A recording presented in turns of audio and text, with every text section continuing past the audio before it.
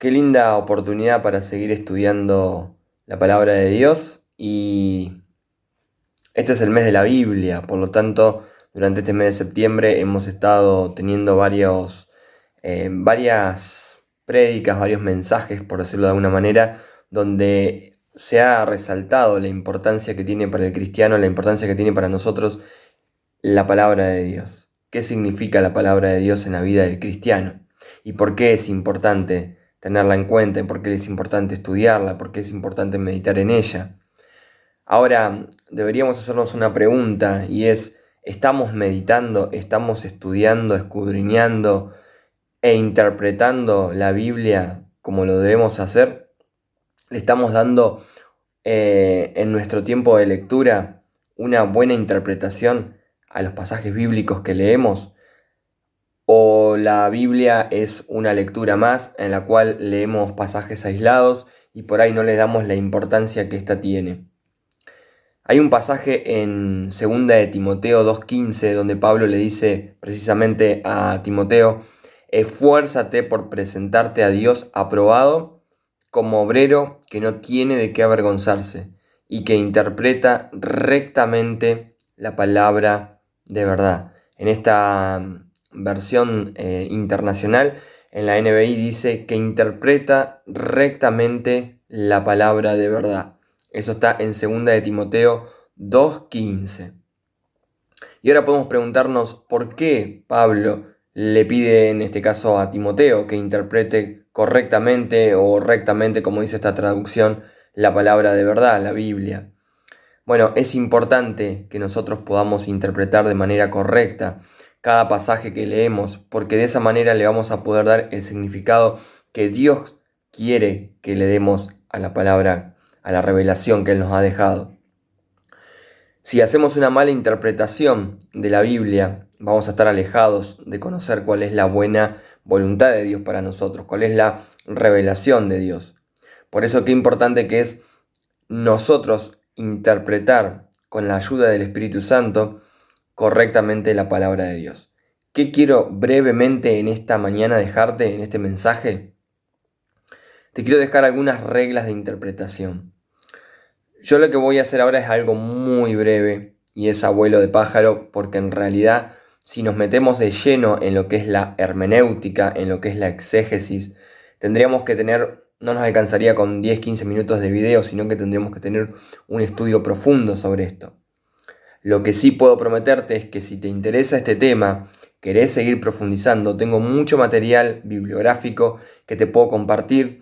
Puedes escribirme un mail, un WhatsApp y yo te lo puedo pasar. Hay muy buen material y muy buenos manuales, sobre todo para esto que tiene que ver con la interpretación bíblica, la hermenéutica, la exégesis.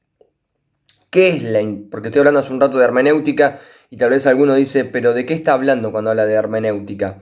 Bueno, la hermenéutica es la ciencia de la interpretación, en este caso de un texto bíblico, porque la hermenéutica no nace solamente para la interpretación bíblica, sino que esta ciencia, esta hermenéutica, es una concepción griega que significa interpretar, ¿sí? Ya viene de una acepción griega, los griegos la usaban para la interpretación de textos, pero nosotros la vamos a usar en este caso para interpretación de la Biblia, para interpretación correcta de la palabra de Dios.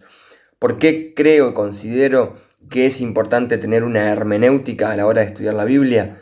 Porque de esta manera vamos a poder observar, vamos a poder interpretar y vamos a poder aplicar de manera correcta la palabra de Dios a nuestra vida. ¿Por qué observar? Porque cuando observamos conocemos y nos vamos a preguntar qué dice la escritura o qué dice esto que estoy leyendo. Después de observar, vamos a interpretar. Acá la pregunta más que qué dice va a ser qué significa esto que estoy leyendo. Y por último, va a haber una aplicación y tiene que ver con lo que la palabra de Dios me dice. Y ahí la pregunta sería ¿qué debo hacer? Por lo tanto, estas preguntas, ¿qué dice? ¿Qué significa? ¿Y qué debo hacer? Son importantes en mi estudio de la palabra de Dios. Porque yo puedo abrir la Biblia y estudiar pasajes aislados, puedo estudiar la Biblia no como un cuerpo, sino Como, bueno, hoy quiero leer, no sé, un salmo, leo el salmo y digo, bueno, esto es todo lo que Dios tiene para mí. Y en realidad hay mucho de lo cual Dios quiere hablarte, que Dios quiere hablarnos, pero a veces por una mala interpretación podemos decir a Dios algo que Dios nunca dijo. De hecho, muchas sectas, de hecho todas las sectas, se han conformado por malas interpretaciones bíblicas, muchas veces malintencionadas. No es que solamente agarraron un pasaje y se equivocaron. Hubo una malintención al interpretar el pasaje, ponerlo en un contexto totalmente alejado del real, y eso hizo que, por ejemplo, se hayan fundado sectas que se llaman cristianismo, pero que en realidad muchas de esas están alejadas de lo que Dios dice. Algunas que han negado la Trinidad, otras que han negado a Jesucristo como Dios. Hay un montón de estas sectas que agarraron la Biblia, interpretaron como les pareció y hicieron de eso una apostasía o una falsa religión.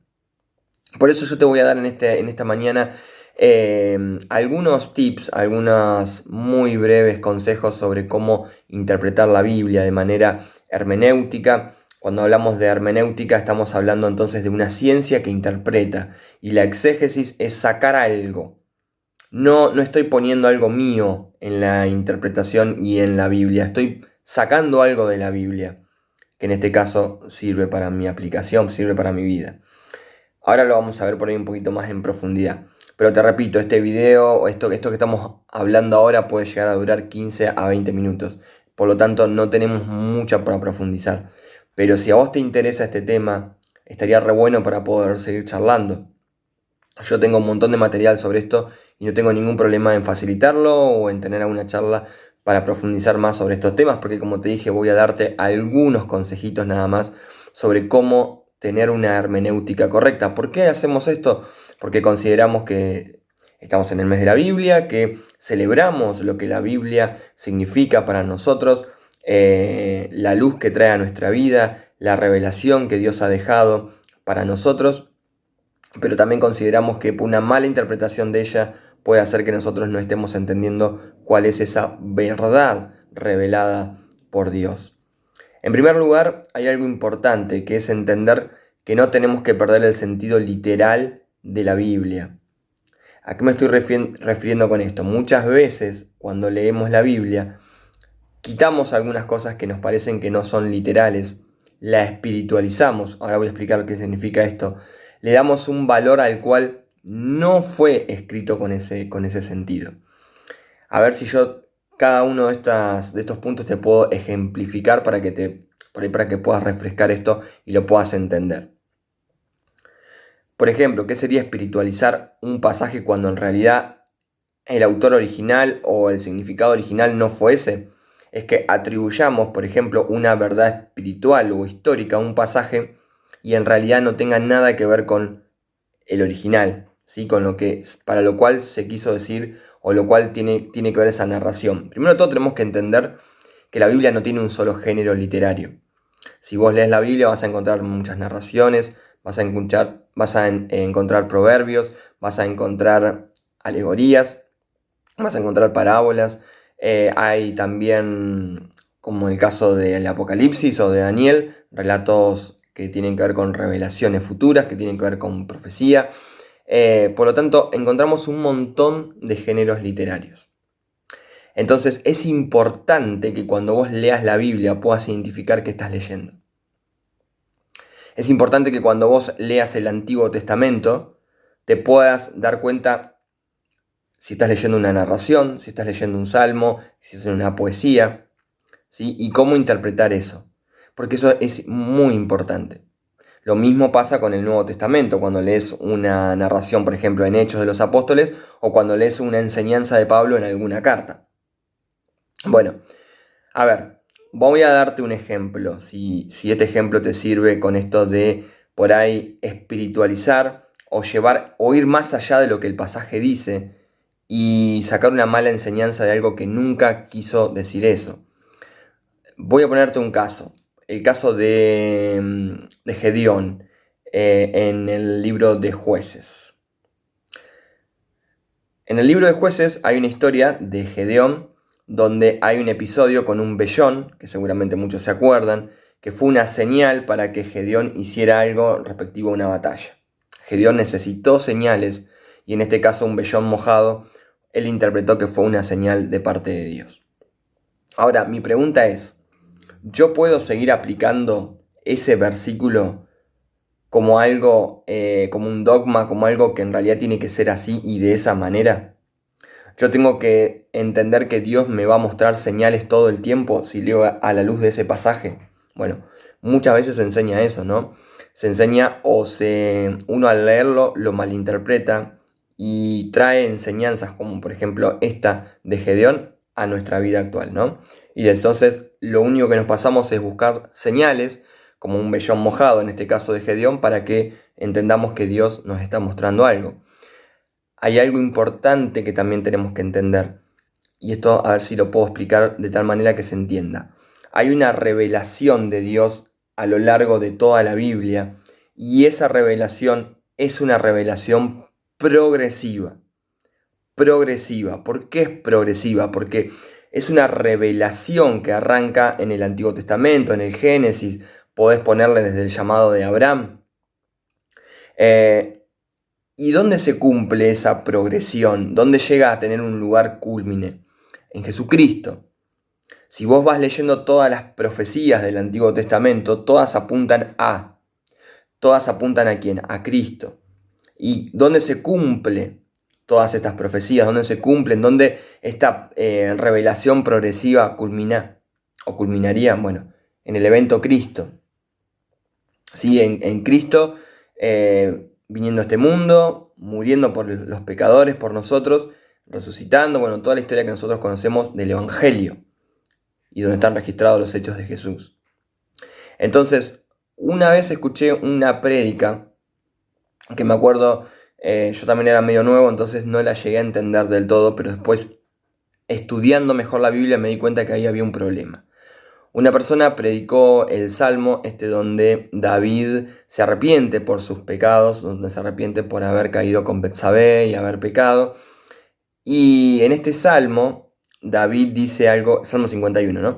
David dice algo como, no quites de mí tu Santo Espíritu. ¿Sí? Nosotros tenemos que entender, por eso digo los géneros literarios y la importancia de estos. Muchos de los salmos son poemas. Son expresiones de David o del salmista, no todos los salmos son de David. Es una expresión, un dolor, algo que él está sacando de sí. No significa que no podamos aprender nada de todo eso, todo lo contrario. Dios a través de toda su palabra tiene algo para enseñarnos. En este caso, si yo te puedo decir ese salmo, ¿qué nos va a enseñar? El dolor del pecado, la consecuencia del pecado, el quebrantamiento verdadero, el verdadero arrepentimiento, el perdón de Dios. La misericordia que Dios nos da cuando nosotros tenemos un corazón contrito y humillado como tenía en este caso David, al cual Dios no despreciaba. Ahora, lo que este predicador dijo fue que si nosotros fallamos como falló David, Dios quita de nosotros el Espíritu Santo. Y ahora voy a tratar de explicarte esto de la revelación progresiva, a ver si me estás pudiendo entender. El Espíritu Santo tiene un ministerio diferente en el Antiguo Testamento que en el Nuevo Pacto, que es el Nuevo Testamento. En el Antiguo Testamento vas a leer muchos pasajes que dice el Espíritu vino para tal cosa. Eso nos da una idea diferente a la que vamos a encontrar en el Nuevo Testamento, porque en el Antiguo Testamento el Espíritu Santo descendía, venía sobre las personas para tal acción, tal cosa que tenían que hacer. Dios lo derramaba para eso. En el Nuevo Testamento, en Hechos de los Apóstoles, nosotros primero encontramos en Jesús prometiendo el Consolador, ¿sí? que no nos iba a dejar huérfanos, que iba a venir cuando Él se fuera. Y en Hechos encontramos Pentecostés y un hecho impresionante, que fue cómo el Espíritu Santo va a venir sobre las personas, no va a venir dentro de las personas. Y recibirán, por ejemplo, este versículo, ¿no? Y recibirán poder y me serán testigos, bueno. ¿Sí? La idea esta de el Espíritu Santo en el cristiano, en nosotros. Entonces, si yo me quedo con el Salmo, y yo leo esa parte y dice, David, Dios, no quites de mí tu Santo Espíritu, Y yo no entiendo que la revelación es una progresión, donde solamente, a ver, esta revelación tiene a Jesucristo, pero también tiene en este caso al Espíritu Santo. Yo no entiendo eso. Lo que yo estoy haciendo es una mala interpretación. Porque yo le puedo decir a alguien, o lo puedo entender para mí, cuando me equivoco, Dios me quita el Espíritu Santo.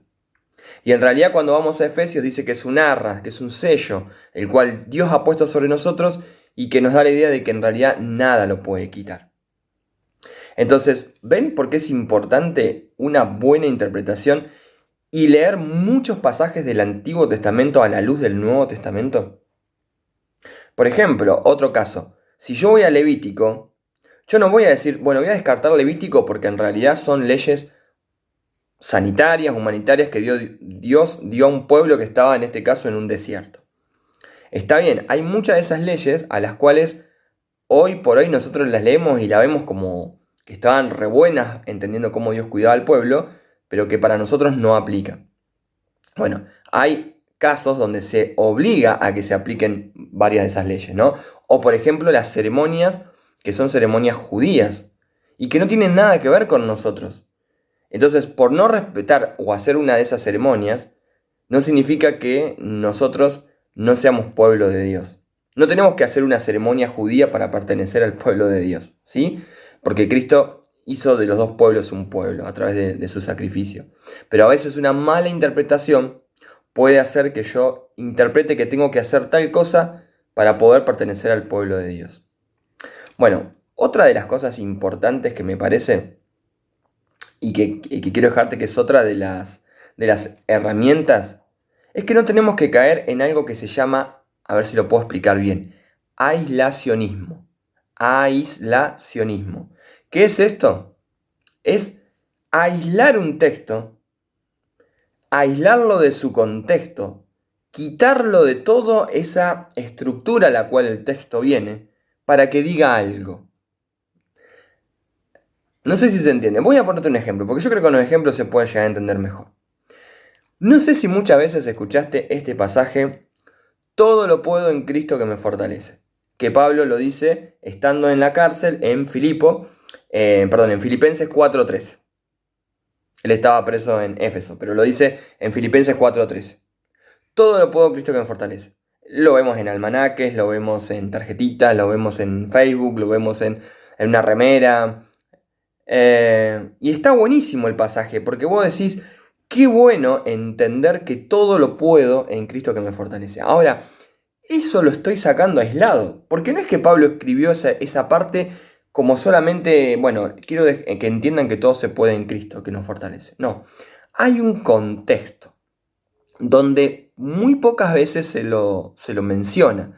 Y es que Pablo viene hablando de que en cualquier circunstancia, aún en circunstancias adversas, todo lo puede en Cristo que lo fortalece. Pero que Él sabe vivir en esas situaciones. No es que está diciéndole, o la idea del pasaje es que el cristiano solo tiene que vivir en victoria. Porque todo lo podemos en Cristo. Entonces vivimos solamente en victoria, no tenemos pruebas, no tenemos problemas, no sabemos lo que es la escasez, no sabemos lo que es la necesidad. No, Pablo dice que en una o en otra, escasez o abundancia, él sabe vivir. Entonces, la riqueza del pasaje no es todo lo puedo en Cristo que me fortalece como el único mensaje de todo esto. Hay otra parte que ilustra todo esto y que, bueno, podríamos decir que la culminación está en esto de todo lo puedo en Cristo. Pero en realidad es interesante entender el contexto y por qué Pablo lo dice. ¿Y a qué voy con todo esto? Ya vamos casi un tiempo a la cual tenemos que terminar y fíjense todo lo que tenemos para aprender sobre esto. Y si te puedo dejar un poquito de hambre de esto y querer aprender un poco más sobre cómo interpretar la Biblia, buenísimo, porque de eso se trata, de saber cómo nosotros podemos interpretar correctamente la Biblia o hacer una mala interpretación y llevar a que la Biblia diga algo que jamás quiso decir. Por eso es importante buscar, cuando yo leo un pasaje, primero de todo, ¿qué quiso decir Dios a los receptores de este mensaje? Hay un emisor, no sé, por ejemplo, Jeremías. ¿Qué quiso decir Dios a través del profeta Jeremías? ¿Qué estaba pasando con el pueblo? ¿Es lo mismo leer Jeremías profeta que Nehemías. ¿Es lo mismo leer Jeremías que Isaías? ¿Estaban en el mismo momento, en el mismo lugar, con la misma circunstancia? No, no es nada que ver. Jeremías estaba pasando por una situación difícil donde iba a ser llevado a su pueblo cautivo. Y hay un pasaje en Jeremías, muy mal interpretado también, y muy aplicado esto de lo que te contaba recién, de lo aislado, del aislacionismo, que se quita el pasaje y se dice, bueno, esto quiere decir tal cosa, y nada que ver. Por ejemplo, ¿alguna vez te dieron este pasaje que dice que Dios tiene planes de prosperidad y no de calamidad para nosotros? Bueno, ese pasaje es un pasaje hermoso de Jeremías. Y de hecho, me lo han regalado, me lo han compartido, y creo que yo también lo he compartido a otros, Jeremías 29:11. Porque yo sé muy bien los planes que tengo para ustedes, afirma el Señor, planes de bienestar y no de calamidad, a fin de darles un futuro y una esperanza. Está buenísimo el pasaje, pero el pasaje está hablando de que este pueblo que iba a ser cautivo, que ya estaba casi cautivo en Babilonia, iba en algún momento a volver a la tierra prometida, porque Dios tenía planes desde un comienzo con Israel que eran planes de bienestar, y nunca tuvo Dios un plan de calamidad para el pueblo israelita, porque si hay algo que Dios quería era darles un futuro y una esperanza. Entonces, si leemos todo el contexto, vamos a entender qué bueno que está este pasaje. Ahora, ¿eso significa que no lo puedo aplicar a mi vida? Por supuesto que lo puedo aplicar. Y puedo entender que Dios tiene buenos planes para mi vida. Y puedo entender que hay un futuro y una esperanza si creo en Jesucristo. Pero sacarlo totalmente aislado, como si no hubiera nada arriba ni abajo de este pasaje, le quita también todo el peso por lo cual hay una revelación en todo esto. Y es la revelación que Dios da a Jeremías para que Jeremías dé un pueblo. Entonces, te animo a leer la Biblia de otra manera. Si estás leyendo solo esos versículos conocidos que por ahí encontramos en Facebook o que por ahí encontramos en los devocionales diarios, no, yo te animo a leer, por ejemplo, algo bueno, en un ejercicio bueno y que es muy edificante, es leer, por ejemplo, un libro, durante un mes, un libro entero. Jeremías, ¿no? Ahora justo hablamos de Jeremías. Bueno, este mes voy a leer el libro de Jeremías. Entonces, puedo entender cuando llega este pasaje por qué este pasaje fue tan importante en ese momento para el pueblo. ¿Sí? Porque si yo lo saco aislado, tal vez, sí, está bueno, lo tomo para mi propia vida enseguida, lo aplico, pero cuando puedo entender el contexto, los receptores, y aún Dios hablando a través de este pueblo que ya había perdido todo y que estaba casi ya cautivo en Babilonia, puedo entender la grandeza y soberanía de Dios, que aún en un pueblo cautivo, Dios ya tenía la respuesta para lo que iba a pasar a futuro. Entonces, cuando leo la Biblia de esa manera, más sistemática, me ayuda un montón a entender cómo es este plan de Dios.